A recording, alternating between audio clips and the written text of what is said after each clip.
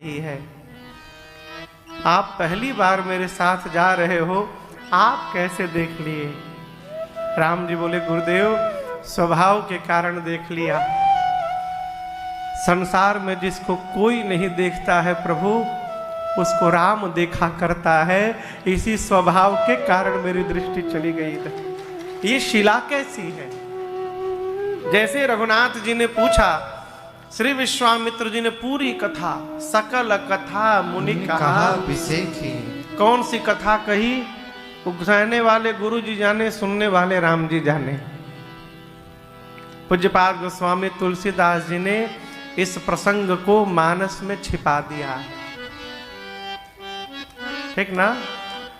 और जिन प्रसंगों को गोस्वामी जी छिपा करके बंद कर दिए हैं, उन प्रसंगों को समाज में खोल करके रखना ये भगवत अपराध है। कभी चर्चा नहीं करनी चाहिए, केवल संकेत किया। गौतम नारी श्राप बस उपल देह धरे धीर, चरण कमल रज चाहते। हे राघव कृपा करहु रघुबीर। राम, ये गौतम ऋषि की अर्धांगिनी है अहल्या। श्राप के कारण शिला की हो गई है। इनके पति गौतम ऋषि ने इनको श्राप दे दिया और शिला का बना दिया। और जानते हैं राम, इनके श्राप का मोचन कैसे है? आपके श्री चरण रज से। आपके रज पड़ते इनका श्राप समाप्त हो जाएगा और ये जड़ से चैतन्यता को प्राप्त कर जाएंगे। इसलिए हे राघव कृपा करहु रघु, आप कृपा करिए। भगवान ने कृपा कर दी। देखिए, जब संत प्रमाण पत्र बना देना तो भगवान उस पर विचार नहीं करते। एक जगह मैंने बहुत पहले एक पुस्तक में एक प्रसंग मैंने पढ़ी। राम जी, भरत जी, लक्ष्मण जी, शत्रुघ्न जी खेल रहे थे। तो दो दल बनाना पड़ेगा खेलने के लिए। राम जी बोले, लक्ष्मण तुम मेरे दल में रहोगे और भरत शत्रुघ्न सामने के विरोधी दल में रहेंगे। जैसे राम जी ने बात कही, भरत जी हाथ जोड़कर कहे, प्रभु मैं तो सपने में भी आपके विरोध में खड़ा नहीं हो सकता हूं, आप मुझे विरोधी दल में क्यों रख रहे हैं? राम जी बोले, भाई सामने के दल में रहोगे ना तो मैं अपने भरत को देखता रहूंगा और भरत अपने भैया राम को देखते रहेंगे। हम लोग खेलते भी रहेंगे और एक दूसरे को देखते भी रहेंगे। खेल प्रारंभ हुआ। खेल क्या है? यहां से गेंद मारना है तो सामने वाले दल को बिना रोके गेंद फिर वापस इधर मारना है। इधर गेंद आया तो बिना रोके फिर उधर मारना है। जिसके पास गेंद रुक गया वो हार गया। राम जी लक्ष्मण जी एक दल में, सामने भरत शत्रुघ्न जी। पहले राम जी ने धीरे से गेंद मारा भरत भैया की ओर। भरत भैया की ओर जैसे गेंद गया, भरत जी ने जोर से मारा उसको, गेंद को। लक्ष्मण जी बोले, अरे शत्रुघ्न जी बोले, भैया आप इतनी जोर से क्यों मार रहे हैं? बोले, भाई ये गेंद मूर्ख है। पूरी दुनिया रघुनाथ जी के चरणों की ओर दौड़ती है, ये मूर्ख भगवान को छोड़ के मेरी ओर आ रहा है, इसीलिए मैंने वापस भेजा इसे। और जैसे भगवान के पास गेंद गया, राघव जी मारे नहीं, भगवान ने उस गेंद को अपने पास रोक लिया। लक्ष्मण जी नाराज हो गए, बोले आप जानबूझ के भरत भैया को जिताते हैं, हार गए ना हम लोग, क्यों नहीं मारा आपने? बोले, लक्ष्मण कैसे मारता? मेरा भरत संत है और संत जिसको मेरी ओर भेज दे उसको मैं अपने से दूर कैसे भेज सकता हूं, इसलिए मैंने गेंद को नहीं मारा, रोक लिया। संत जब प्रमाण पत्र दे दे तो भगवान कुछ विचार नहीं करते हैं, तुरंत कृपा करते हैं। यहाँ विश्वामित्र जी ने कहा, कृपा करहो रघुबीर। हे रघुनाथ जी, आप कृपा करिए। प्रभु ने चरण रज का स्पर्श कराया और जैसे स्पर्श हुआ मां अहल्या चैतन्य हो गए हैं।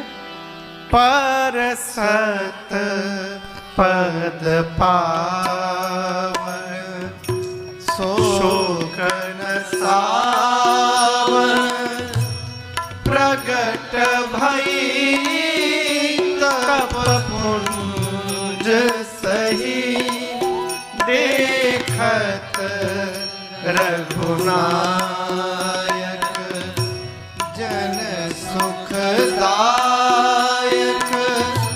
सन्मुख होई कर जोरी रही अति प्रेम अधीरा पुलक शरीरा मुख नहीं आवै बचन कही अतिशय बड़बा। मुझे शाप नहीं दिया प्रभु, मेरे पति ने मेरा उद्धार कराया है। यदि शाप न मिला होता तो आज अहिल्या को रघुनाथ का दर्शन भी नहीं मिला होता। जिसने दर्शन करा दिया वो श्राप है कि उद्धार है। मुनि शाप जो दीना अति भार कीना परम अनुग्रह में माना देखे भरी लोचन हरि भव मोचन हरि लाभ शंकर जाना बिनती प्रभु मोरी मैं माती भोरी नाथ न मांगूं पर आना पद कमल रस अनुरागा मम मन मधुप करे पाना। अहिल्या जी बोली, प्रभु मैं मति से भोरी हूं, मुझे मांगने का ढंग नहीं आता, लेकिन मेरी आपसे प्रार्थना है प्रभु, जिस प्रकार भंवरा निरंतर पुष्प की ओर मंडराता है पराग के लिए, मैं चाहती हूं मेरा मन दिन रात आपके चरणों में ही लपटा रहे, उन्हीं के आसपास भटकता रहे। क्यों? ये वही चरण है जिनसे गंगा निकली है। गंगा आपके चरणों से निकली थी, इसलिए शंकर ने उस गंगा को सिर पे धारण किया। लेकिन रघुनाथ जी, आज मैं शंकर जी से भी ऊपर निकल गई हूं, उनसे अधिक भाग्यशाली हो गई। शंकर के सिर पर तो आपके चरण का चरणामृत गया था, लेकिन अहिल्या के सिर पर साक्षात आपके श्री चरण आ गए। प्रभु, आज मेरे से भाग्यशाली दूसरा कौन होगा? बिनती प्रभु मोरी मैं माती भोरी नाथ न मांगूं पर। इसलिए नाथ, जो मैं मांग रहे हूं मुझे कृपा करके दीजिए।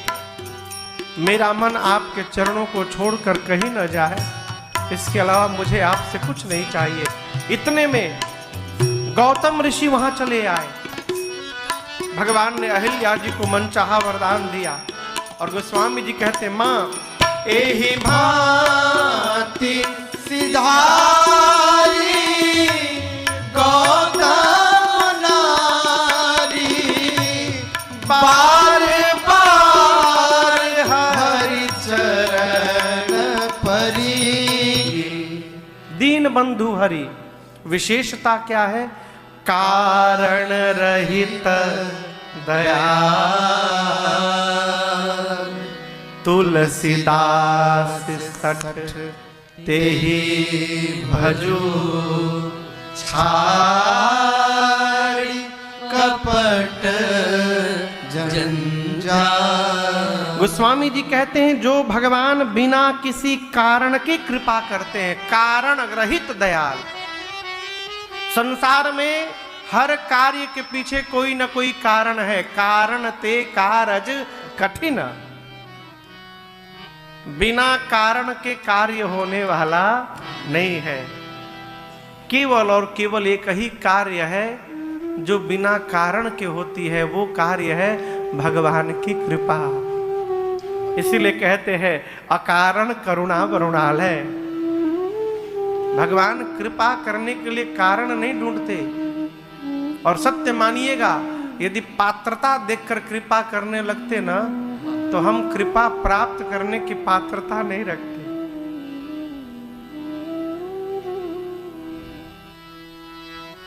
यदि ठीक से हिसाब हो जाए बड़ा कठिन है, लेकिन भगवान तो देखते ही नहीं दोष। कारण रहित दयाल। गोस्वामी जी अपने को कहते हैं, हे सठ तुलसी, ऐसे भगवान को छोड़कर जो बिना कारण कृपा कर देते हैं, इनको छोड़ के तू संसार के जंजाल में फंसा है, भगवान का भजन कर। तुलसीदास सठ तेहि भजू छाड़ी कपट जंजाल। भगवान का भजन करिए महाराज। 60 के बाद हमारे महाराज जी कहते बचपन से प्रारंभ नहीं होगा तो 55 के बाद होने वाला नहीं है। 55 के बाद भी उसी का बनेगा। माई बाप भजन करिए, अलग से टाइम मिलने वाला नहीं है। कई लोग कहते हैं महाराज पहले जिम्मेदारी से निश्चिंत हो जाए फिर भजन करेंगे। होगे कब? एगो प्रोजेक्ट पूरा होगा तो दूगो खड़ा हो जाएगा। समझ भैया, एगो प्रोजेक्ट पूरा भैया कि नहीं कि दूगो नया पहले से खड़ा बा। भजन करना होगा तो इसी खटखट में करना होगा भाई बाप, अलग से टाइम मिलने वाला नहीं है। भगवान मां अहल्या जी को सदगति प्रदान किए और उसके बाद विश्वामित्र जी के साथ आगे बढ़े। गंगा जी का पावन तट आया है। यहाँ पर विश्वामित्र जी ने गंगा जी के अवतरण की कथा सुनाई। अच्छा, एक बड़ी अद्भुत बात, विश्वामित्र जी किसको कथा सुना रहे हैं? कहिए। हाँ, राम जी को। बीच में बोला करिए, हुंकारी हुंकारी पा दिया। हाँ हूं। हमारे गांव पर पुजारी जी थे मंदिर पर, अब तो बुजुर्ग हो गए वो, तो बहुत बढ़िया बोलते थे। कोई बात बोली, आजा आज उसको उसी प्रकार सुनिए जैसे मानो आज जीवन में पहली बार सुन रहे हैं। पूरी कथा गाधी सुन सब कथा सुनाई। कौन सी कथा? जेहि प्रकार सुरसरी मही आई। गंगा जी कैसे धरती पर आई, विश्वामित्र जी ने पूरी कथा सुनाई। भगवान सुने, स्नान भया। स्नान के बाद दान पुण्य का प्रभु ने संकल्प लिया। यहां देखिए, राम जी रुपया लेके नहीं गए थे अयोध्या से कि नहाकर दान देने लगे। और यहां राम जी दिए हैं ऐसा नहीं लिखा, विविध दान मही देवन पाए, ब्राह्मण लोग पाए ऐसा लिखा है, राम जी दिए नहीं लिखा। तो राम जी दिए नहीं तो पाए कैसे? संकल्प से। भगवान के पास पैसा नहीं है तो भगवान ने संकल्प कर लिया कि आपको 1 क्विंटल चावल हम देंगे दान। एक उदाहरण कह रहा हूं, कब देंगे? लौट के अयोध्या जाऊंगा तो एड्रेस दीजिए, भिजवा देता हूं, और नहीं तो ही हमारे घर का एड्रेस है, लेटर है, जाकर आप ले लीजिएगा। ये दान का संकल्प है। कहीं भी तीर्थ में जाइए, कहीं जाइए तो वहां कुछ देने का संकल्प बनाइए, दान पुण्य करिए। होटल में तो आदमी 2000 के खाना खा लेते हैं, कोनो तकलीफ ना। और जहाँ मंदिर में देने की बारी आती है खोजता है सबसे छोटका रुपया कम निकली।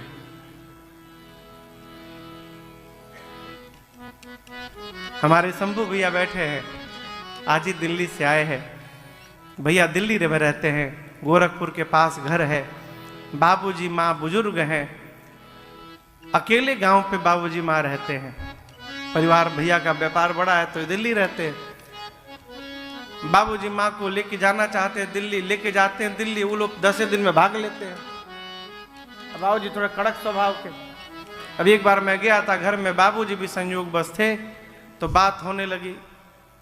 भैया बोले महाराज जी बाबूजी से कहिए ना कि और 1 महीना यहाँ रुक जाए। वहाँ क्यों जा रहे हैं, गांव पर कोई है नहीं, बाद में चले जाएंगे। बाबूजी ने उत्तर बड़ा अद्भुत दिया, कहे महाराज मेरे गांव के घर का दरवाजा बंद है, मांगने वाले आते होंगे तो लौट कर जाते होंगे, जो इस जन्म में दे पाऊंगा वही मेरे पास बचेगा, अंत में दे ही नहीं पाऊंगा तो बचेगा क्या। उनकी बात मुझे बहुत अच्छी लगी। कहीं भी जाइए तीर्थ में तो कुछ दान करने का स्वभाव बनाइए, जितना नहीं। पास में कोई धन है तो संकल्प ले लीजिए, और जिस आचार्य से संकल्प ले रहे हैं उनका पता लीजिए, उनको बाद में पेटीएम कर दीजिए, गूगल पे कर दीजिए, जौन मन करे तौन करिए, फोन पे भी कर दीजिए। नहीं तो अकाउंट लेके, हम किसी का प्रचार नहीं कर रहे भाई, जो साधन है वो मैं बता रहा हूं। मैं कहने का अर्थ है पास में यदि धन नहीं है तो आप देने का संकल्प करिए, लेकिन ये स्वभाव बनाइए। हमारे एक परिचित है बैंक ऑफ बड़ौदा में, बहुत बड़े अधिकारी, अब तो दुबई उनका ट्रांसफर हो गया। जहाज में एक बार मिले तो हमसे बोलने लगे महाराज कहीं भी तीर्थ में जाता हूं तो बच्चे से दान करवा, सज धज के अपने अपने दुकान में बैठे हैं गलियों में, गलियों के किनारे जो दुकान है, उन बनिकों को देखकर कुबेर लज्जित हो रहे हैं। इतना ऐश्वर्य, जहां जाए मन तहां लुभाई, जिधर देखिए मिथिला में मन उधर ही रम जाए। मिथिला आप में से कोई गया है? सरकार गया, और क्यों मिथिला गया है? 2 ही लोग पूरे पंडाल में। हम तो गए हैं साहब। सरकार आप गए हैं ना? आप भी नहीं गए हैं? अच्छा, अपने राम जी तो गए हैं। मिथिला अद्भुत नगरी, कभी दर्शन करने जाइए।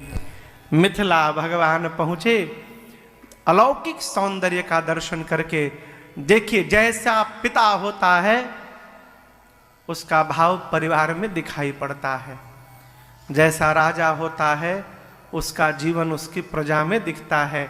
मिथिला के लोग, कल आपसे स्पर्श किया इस प्रसंग को, पुर नर नारी सुभग सुचि संता, धर्मशील ज्ञानी गुणवंता। एक सुंदर आम के बगीचे को देखकर विश्वामित्र जी ने राम जी से कहा, राम जी यहीं रुका जाए? राम जी बोले जो आज्ञा गुरुदेव। आम के बगीचे में रुक गए, अब यहां दर्शन करिए। उचित तो यह था कि विश्वामित्र जी लेके सीधे महल में पहुंचते, लेकिन नहीं गए। क्यों? जानते हैं कि निमंत्रण केवल मेरा है, राम जी का नहीं है। राम जी चक्रवर्ती सम्राट के पुत्र हैं, बिना बुलाए यदि चले गए तो राम जी के मान के विरुद्ध व्यवहार होगा। इसलिए आम के बगीचे में रुकता हूं, जनक जी आएंगे, परिचय बताऊंगा, और जब जनक जी ले चलने के लिए कहेंगे तब लेके चलूंगा। आम के बगीचे में रुक गए, सूचना गई कहां? चले नहीं गए। संग सचिव सुचि भूरि भट भूसुर पर गुर ज्ञात, चले मिलन मुनि नायक ही, मुदित राव एहि भान। पूरी कैबिनेट लेकर अपनी जनक जी महाराज विश्वामित्र जी के स्वागतार्थ गए हैं, और जाकर पहला काम किया कीन्ह प्रणाम। लेकिन कैसे प्रणाम किया दर्शन करिए।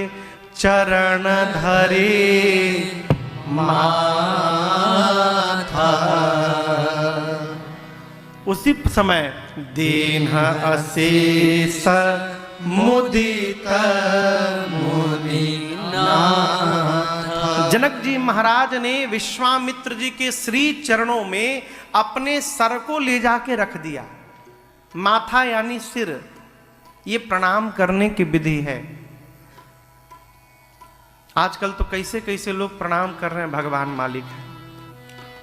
अभी कुछ दिन पहले एक आदमी हमको प्रणाम कर रहा था, फोटो खिंचवा रहा था, तो हमारे पेटवे में हाथ लगा दिया था। हम देखे तो पेटवे पकड़ा है हमार। हमने कहा हो पेटवे आशीर्वादित हके। वो पद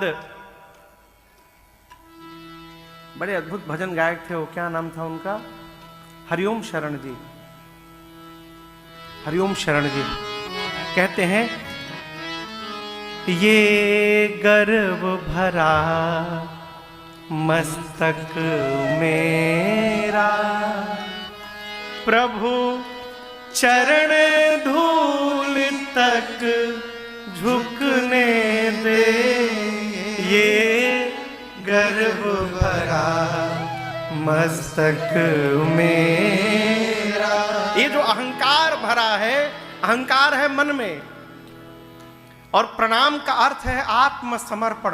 ये अहंकार जब तक श्रेष्ठ के चरणों में नहीं जाएगा तब तक समर्पण भाव आने वाला नहीं है।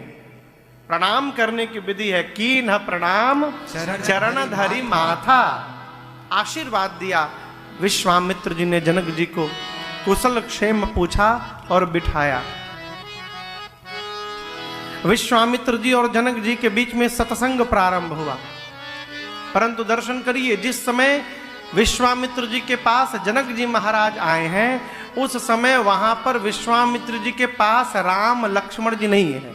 कहां गए? कहां गए? गए रहे देखन फुलवाई। अरे क्यों गए रहे, क्यों चले गए? यहां चिंतन करिए। राम जी जानते हैं कि यदि मेरे रहते जनक जी महाराज आ गए और गुरु जी के साथ जनक जी यदि हमको देख लेंगे तो फिर जनक जी महाराज हमरे में फंस जाएंगे, मेरी सुंदरता में। और यदि मेरे में फंस गए फिर मेरे गुरु जी को न प्रणाम करेंगे न उनसे बात करेंगे।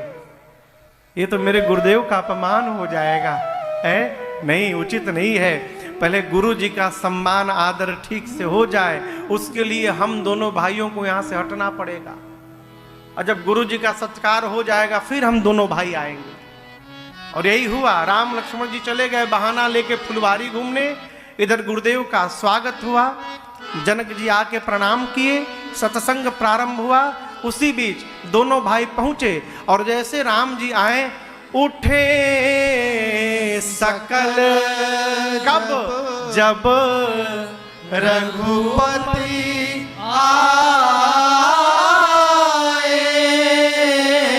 जिस प्रकार सूर्य के उदय होने के पश्चात अंधकार को कहना नहीं पड़ता कि जाओ, सूर्य के आने के बाद अंधकार अपने आप समाप्त हो जाता है, उसी प्रकार रघुनाथ जी के आने के बाद किसी को कहना नहीं पड़ा कि खड़े होइए। भगवान आए, सब के सब खड़े हो गए। क्या अद्भुत सौंदर्य और तेज होगा। भगवान गए, जाकर विश्वामित्र जी के पास बैठ गए। और जनक जी महाराज की दृष्टि जैसे मेरे राघव जी पे पड़ी हो, जनक जी सब भुलाई गए, सत्संग कीर्तन सब भूल गए। मन में सोचने लगे, मेरी सीता के लिए तो ये संवर का एकदम उचित दूल्हा लग रहा है। पता करूं क्या कि कौन है। बाबा जी के साथ आए हैं, किसी मुनि के पुत्र न हो, लेकिन कपड़ा तो राजघराने का पहने हैं। ये समझ में नहीं आ रहा है कौन। तो परिचय पूछा, कहो नाथ ई सुंदर दो बालक कौन है? मुनिकुल तिलक इंद्र कुल पाल। क्या किसी मुनि के पुत्र हैं? विश्वामित्र जी मुस्कुराए, बोले। जैसे सुने जनक जी गदगद हो गए। अब कंफर्म कराने के लिए, क्या राजा के लड़के हैं? चुप हो गए विश्वामित्र जी। जनक जी बोले, चुप ना रहिए, मेरे मन में जो भाव आ रहा है हम बताएं। वेद जिनको नेति नेति कहते नहीं थकते, वही ब्रह्म तो कहीं मेरे आंखों के सामने नहीं आकर खड़े हो गए। इन्हीं बिलोकत आज अति अनुरागा, बर बस ब्रह्मा सुख ही मन त्यागा। आज इनको देखने मात्र से मेरा मन जो सहज वैराग्य में रहता है, सहज विराग रूप मन मोरा, थकित होत जिमि चंद चकोरा, सहज वैराग्य में रहने वाला मेरा मन आज इनको देखने के बाद वैराग्य से नीचे अनुराग तक उतर आया है। इनको देखने के बाद अब वैराग्य की ओर देखने का मन नहीं हो रहा है। ये है कौन? वैरागी कौन? जो आकार को न माने। सरकार सही बोल रहा हूं ना? वैरागी कौन? जो निराकार में लीन रहे, निर्गुण ब्रह्म का चिंतन करे, विरक्त। लेकिन आकार को नहीं मानने वाला आज मेरे भगवान के आकार में फंस गया है। पूछता है यह है कौन? सत्य सत्य बताइए। अब विश्वामित्र जी इनकी बात सुनकर सोच में पड़ गए कि मैं कहूं क्या, हां बोलूं कि ना बोलूं। बोल तो सही रहे हैं, पहचान गए हैं कि ये ब्रह्म है, लेकिन यदि हां कह देता हूं कि जनक जी आप जो कह रहे हैं सही है, तो इससे राम जी का गुप्त रूप प्रकट हो जाएगा। यदि ना कह देता हूं कि नहीं नहीं ये ब्रह्म नहीं है, तो जनक जी को ग्लानि होगी, मेरा ज्ञान अभी पक्का नहीं है, मैंने जीव में ब्रह्म का भान कैसे कर लिया। दोनों ओर समस्या। तो गंभीरता को समाप्त करने के लिए जनक जी के सामने विश्वामित्र जी ठहाका मार के हंसे। अरे महाराज, आप जो कह रहे गलत थोड़ी होगा। बात को टालने के लिए, ए प्रिय सब ही जहां लगी प्राणी, संसार में जितने प्राणी हैं सबको ये प्रिय प्रिय है। राम जी मुस्कुराए, कहे गुरुदेव मेरा पोल ना खोलिए, गुप्त रूप में आया हूं, उसको बना के रखिए। तब विश्वामित्र जी परिचय देते हैं, रघुकुल मणि दशरथ के जाए, रघुकुल मणि दशरथ के